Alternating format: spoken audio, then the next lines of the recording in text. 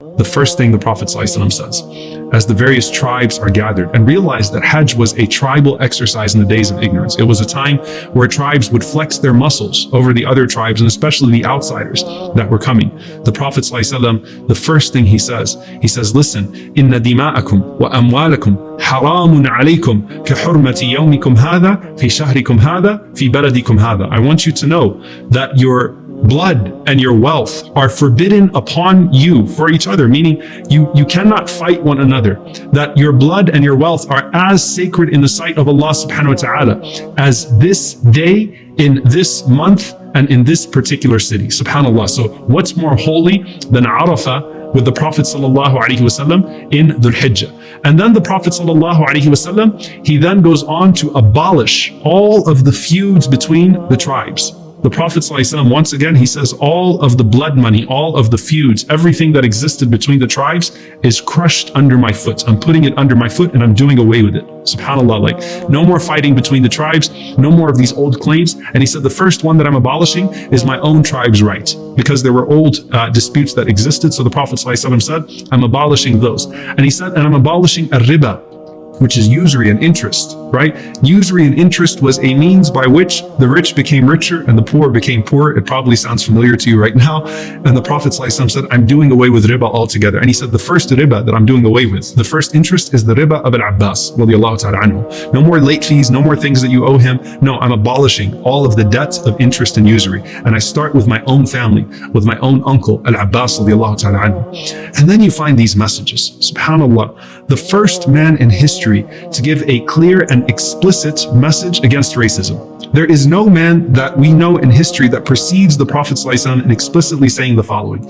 He says, sallallahu alaihi wasallam, looking out to the people from all over the world, he says there's no superiority of an Arab over a non-Arab, or of a non-Arab over an Arab, or one who is white over one who is black, or one who is black over one who is white. I'm abolishing all of this, not just the tribalism, the racism, the colorism, the elitism, all of it is gone amongst you.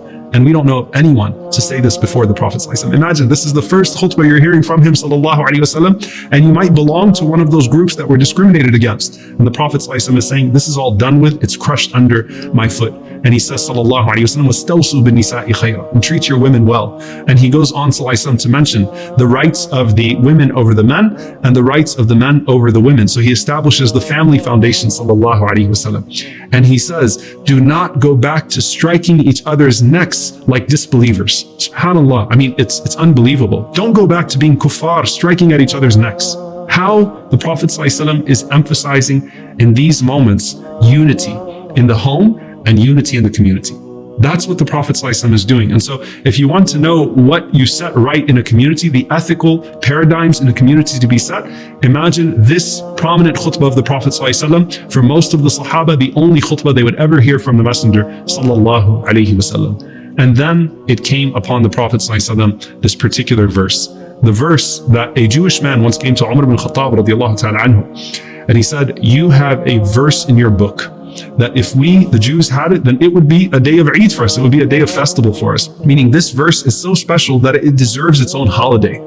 And Umar radiallahu ta'ala anhu said, what is that verse? And he said, it is the verse, الْيَوْمَ أَكْمَلْتُ لَكُمْ دِينَكُمْ وَأَتْمَمْتُ عَلَيْكُمْ نِعْمَتِي وَرَضِيتُ لَكُمُ الْإِسْلَامَ دِينًا. That today I have perfected your religion for you, and I have completed my favor upon you, and I have chosen Islam for you as your religion. And subhanAllah, Umar al-Khattab radiallahu anhu responds and he says, I remember when it was revealed, it was Yawm Arafah, the day of Friday in Arafah, and it was revealed upon the Prophet sallallahu alaihi wasallam in his farewell address. SubhanAllah, the last thing the Prophet sallallahu alaihi wasallam shares with them is this idea of the completion of religion, and that came upon the Prophet sallallahu alaihi wasallam in that context. And as the scholars mention, no verses of ahkam, no verses of rulings, no legal rulings or verses came down after that verse. So it was in the Hajj of the Prophet sallallahu alaihi wasallam and that day of Arafah that the religion was completed, and all of the verses that came after that were reinforcing existing ideas or affirming existing rulings that we had within the Quran. So this is indeed a day that we celebrate and we mark, even if we don't celebrate it with the holidays that other people would celebrate with.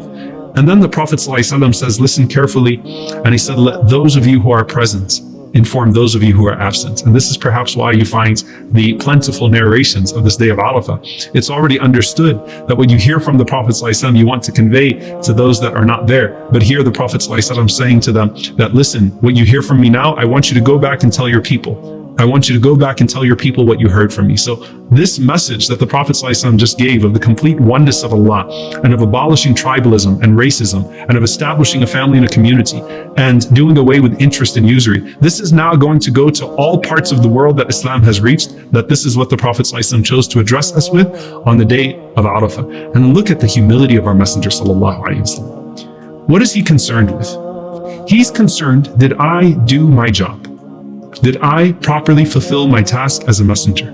So he says to them, he says to the people, O people, أنتم تسألون عني فما أنتم قائلون. You're going to be asked on the day of judgment about me. You're going to be asked whether or not I did my job. And remember, what made the Prophet ﷺ cry so much was that day of being a shaheed, being a witness over his ummah, and being a witness over all nations, in fact, and the people being asked about their messenger. So he's saying to them, what are you going to say when you are asked about me?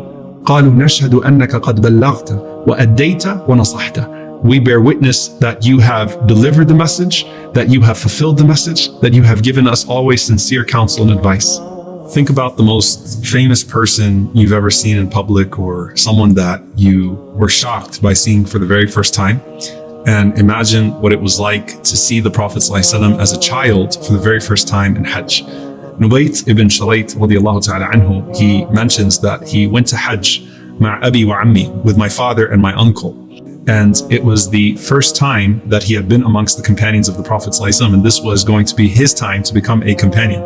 So he said that my father, he tapped me and he pointed to the Prophet ﷺ and he said, أترى ذاك صاحب الجمل الأحمر الذي يخطب? Do you see that man that is riding on the red camel, the qaswa, and he's giving khutbah? And I said, yes, oh my father. He said, ذاك رسول الله. That's the messenger of Allah sallallahu alaihi wasallam. So that first moment, subhanAllah, where it's like, whoa, that's him. That's the one that we've been hearing about this entire time.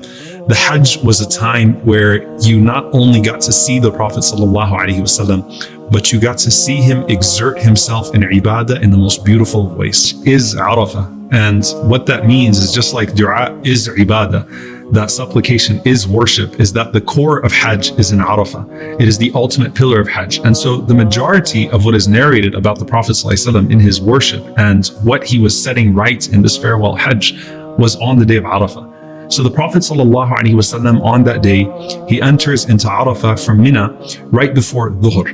And he pitches his tent ﷺ at An-Namira. And there's a masjid there, of course, now. And then the Prophet ﷺ, he made his way to the mountain. And the Prophet ﷺ made it a point to say that all of Arafah is a place of standing. He knew ﷺ the way that his ummah would flock towards the places that he was at and how we would all want to stand in the same place he stood. And the Prophet ﷺ made it a point to say all of this is Arafah, anticipating ﷺ that there would one day be millions of people performing this pilgrimage, and he did not want to cause the crowding ﷺ. And so there's no superiority of one place of Arafah over the other. Now, the day of Arafah for the Prophet ﷺ is divided between two parts. It's the part of him speaking to the community, and then the part of him speaking to Allah. It's really between his da'wah and his dua. He is speaking to the largest congregation he has ever had. Some of these people have never heard a khutbah from the Prophet ﷺ. They've never heard him speak, right? They're just seeing him for the first time. But now they're going to hear these concepts. And so what concepts do you deliver to the people in this one time where you have over 100,000 of them listening to you? So Rasulullah ﷺ wants to make it a point to capitalize on this moment to convey the major concepts of Islam and what is necessary and fundamental to establishing his community.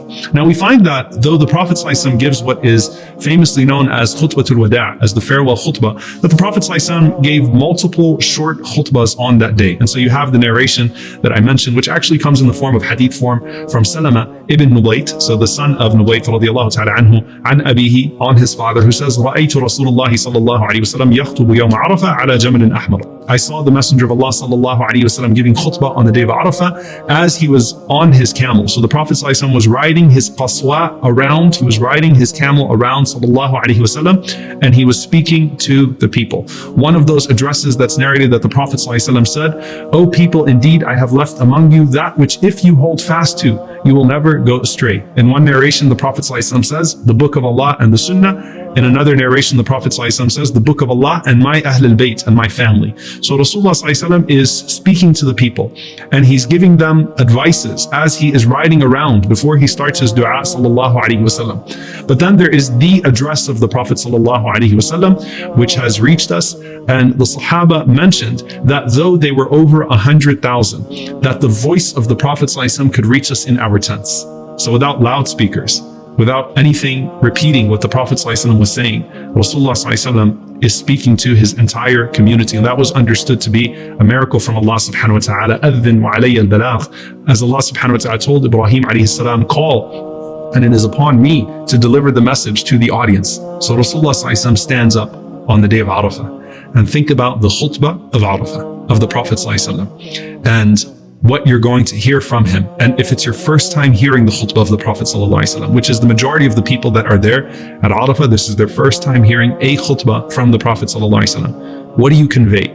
He starts off sallallahu alaihi wasallam with khutbatul hajj. Alhamdulillahi nahmaduhu wa nasta'inu. The way that you hear in the beginning of every khutbah, he praises Allah subhanahu wa ta'ala and he seeks his aid and his guidance. And this is a way of the Prophet ﷺ conveying the way to give khutbah as well.